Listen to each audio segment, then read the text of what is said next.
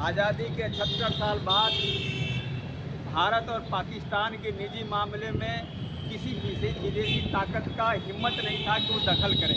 लेकिन आज की सत्ता सरकार एक तरफ से दोस्ती का वास्ता देती है कि हमारे सबसे बड़े मित्र हैं, लेकिन वही मित्र भारत के प्रधानमंत्री के पीठ पे छुरा घोंपने का काम कर रहा है। लेकिन इनके समझ में नहीं आ रहा है कि आज भारतीय जनता पार्टी सिर्फ व्यापारियों की पार्टी रह गई है। चाहे वो भारतीय सेना का अपमान तो उनको दिखाई नहीं दे रहा है। जो है सुप्रिया कुरैशी के किस तरह से भारतीय जनता पार्टी के लोगों ने ट्रोल किया नहीं दिख रहा है।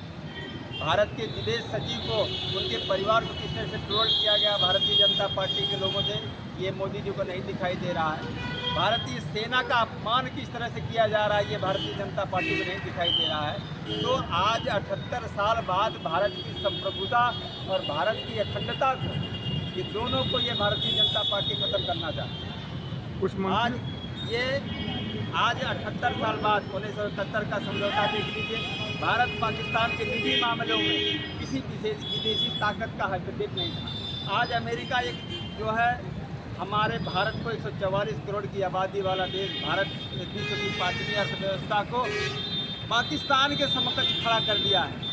हर एक क्षेत्र में हमारी बराबरी की श्रेणी में खड़ा कर दिया है। तो ये देश की सरकार की विफलता है, उसके खिलाफ हम लोग आंदोलन कर रहे हैं कि भारतीय सेना का अपमान अब हिंदुस्तान सहने वाला नहीं है। जी, कुछ नेताओं द्वारा विवादित बयान दिए जा रहे हैं सेना को लेकर, इस पर आप क्या कहना चाहेंगे? देखिए, सबसे बड़ी चीज़ है कि जो जिसके आचरण में रहता है वही उसके उच्चारण में भी दिखता है।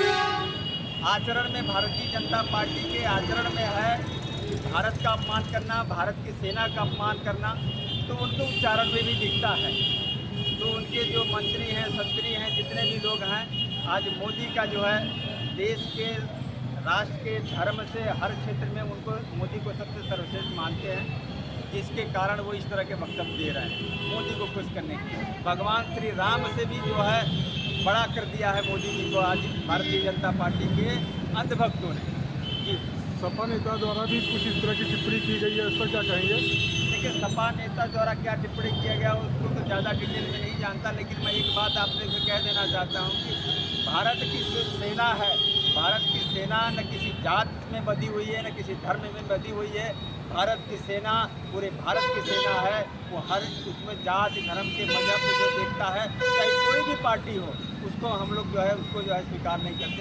उसका हम लोग की लाइन अलग होती है कि भारतीय जनता पार्टी के जो स्टैंड है, बाकी पार्टी अगर इस तरह से बात करती है तो मैं उसको नहीं कर सकता। लेकिन भारतीय सेना के बारे में जो कह रहा है, भारतीय सेना किसी जाति धर्म में नहीं बंधी हुई, भारतीय सेना